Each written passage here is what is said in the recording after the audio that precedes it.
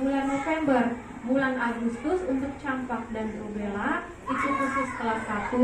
Bulan November itu tadi difteri dan tetanus, itu sasarannya kelas 1 dapatnya DT, dosis difterinya lebih tinggi. Kemudian kelas 2 dan kelas 5 dapatnya TD, tetanus dan difteri. Kenapa T-nya depan? Karena dosis tetanusnya lebih tinggi. Sebenarnya vaksinnya sama. Oke. Nah, untuk kegiatan BIAS itu ada dasar hukumnya ya Bapak Ibu. Dasar hukumnya terdapat di Undang-Undang Dasar Negara Republik Indonesia Nomor 36 Tahun 2009 tentang kesehatan dan seterusnya. Di sana dikatakan setiap orang berkewajiban ikut mewujudkan, mempertahankan dan meningkatkan derajat kesehatan masyarakat yang setinggi-tingginya. Undang-undang ini untuk siapa? Untuk orang tua, untuk anak-anak, untuk semua kita. Jadi bukan cuma menyasar ke orang tua. Jadi ini juga berlaku untuk anak-anak. Jadi anak-anak kita harus dipertahankan, harus ditingkatkan derajat kesehatannya. Misalnya ada suatu wabah penyakit di suatu tempat, itu tidak akan berbahaya kalau di kelompok atau di masyarakat itu tercipta yang namanya kekebalan kelompok atau herd immunity. Nah, kekebalan itu tercipta melalui apa? Yaitu tadi ada antibodi di dalam tubuhnya ya. Nah, antibodi bisa tercipta di dalam tubuh itu ada 2 cara. Cara yang pertama adalah dengan cara alami, dan cara yang kedua adalah dengan cara buatan. Cara alami seperti apa? Tubuh kita, tubuh anak kita itu dikenakan dulu ke penyakitnya, baru sistem kekebalan tubuh tercipta. Contoh kayak penyakit COVID kemarin. Jadi belum divaksin COVID, tapi kita kena COVID dulu. Nah, yang bagusnya kalau kita kena dulu COVID-nya, tubuh kita kuat, kekebalan tercipta. Itu secara alami. Tapi yang bahayanya kalau inang atau tubuh kita ini tidak kuat, dikenakan dulu ke penyakitnya. Ternyata penyakitnya, virusnya itu lebih kuat daripada tubuh kita. Apa yang terjadi? Tubuh tidak bisa melawan, mati, lewat, kiamat. Makanya ada yang kita lihat sehat, begitu kena COVID, dengar kabar meninggal karena COVID. Karena apa? Karena tubuhnya tidak kuat dalam melawan virus tersebut. Nah, sampai saat ini cara yang kedua dengan cara buatan itu adalah cara yang paling efektif, cara yang paling aman sampai saat ini ya. Cara buatan. Seperti apa itu cara buatan? Yaitu dengan cara divaksin atau diimunisasi. Karena kenapa? Karena yang dimasukkan itu adalah bibit penyakit itu sendiri, virus itu sendiri, bakteri itu sendiri. Tapi bakteri, virus, penyakit yang dimasukkan itu adalah bibit penyakit yang sudah dimatikan atau sudah dilemahkan. Jadi begitu masuk ke tubuh, dia tidak akan berespon. Dia hanya datang ke tubuh yang merespon. Makanya anak-anak waktu habis divaksin kadang tahu demam.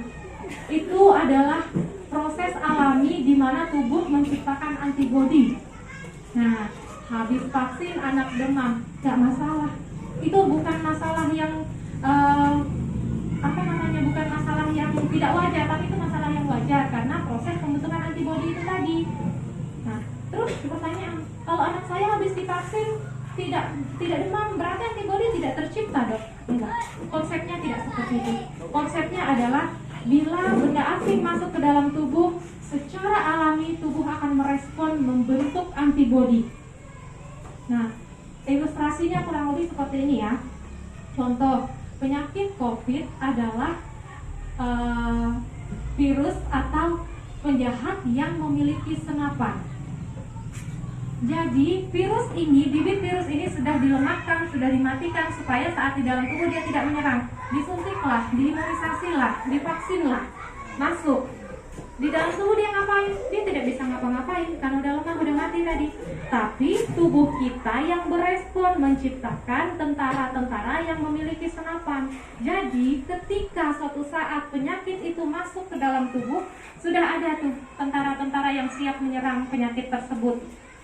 Nah, sudah ada tentara-tentara yang memiliki senapan tadi. Itu contoh satu penyakit. Nah, untuk bulan depan kita berikan untuk DT dan DT dan TD, difteri dan tetanus. Tujuannya apa?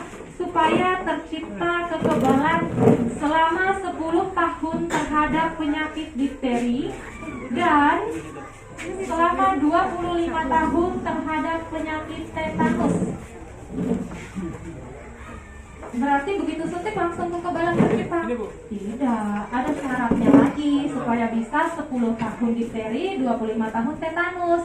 Jadi syaratnya, yuk kita hitung sama-sama. Ini yang paling penting ya, ibu-ibu harus tahu semua ini. Syaratnya harus terwujudnya T5. T5 itu yang seperti apa, Bunda? T5 itu, T yang pertama, anak-anak dapat suntikan DPT pertama di paha sebelah kanan. Usia berapa? Usia 2 bulan ya, di posyandu. Itu DPT pertama. Itu hitungan T1. T2-nya kapan?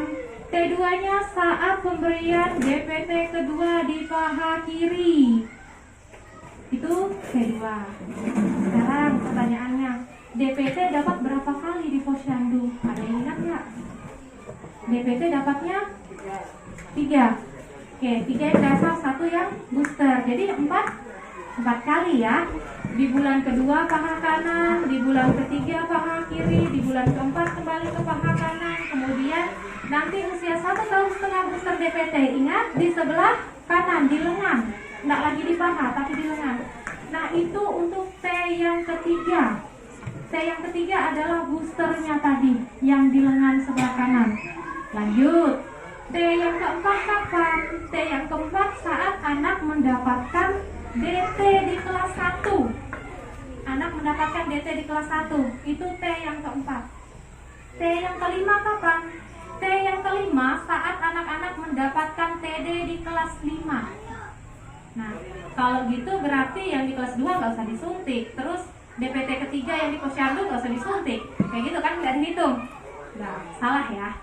Kalau salah satu dari 7 kali suntikan ini tadi tidak didapatkan, anak itu hitungannya cuma dapat T1. Kekebalan 10 tahun untuk difteri, kekebalan 25 tahun untuk tetanus itu tidak tercipta. Jadi hitungannya kembali ke T1. Jadi gimana dong, Bunda? Oke, kalau yang perempuan dia masih bisa dikejar waktu sudah mau menikah, pranikah itu ada yang namanya konsultatin ya. Mungkin ibu-ibu di sini ada yang konsultatin dulu sebelum menikah. Nah, itu dikasih kartu kan untuk suntik lagi TT. Itu kenapa? Karena status T5 ini tadi tidak tahu. Kalau misalnya bunda-bunda sudah yakin posyandu dapat, kemudian di SD dapat komplit, akan diberikan kartu itu tadi. Pasti sudah kekebalannya sampai 36 tahun ya, karena 25. Itu pasti nggak akan diberikan lagi. Tapi kalau bunda ragu-ragu, pasti mereka hitung ke T1. Jadi harus diperhatikan ya untuk anak-anak kita, supaya nanti tidak suntik ulang-ulang. Kalau misalnya nanti sudah suntik ke sampai T5, terus anak ibu atau anaknya lupa, nanti ulang lagi 5 kali lagi suntikan. Padahal kekebalannya tadi sudah tercipta sampai 25 tahun. Nah, untuk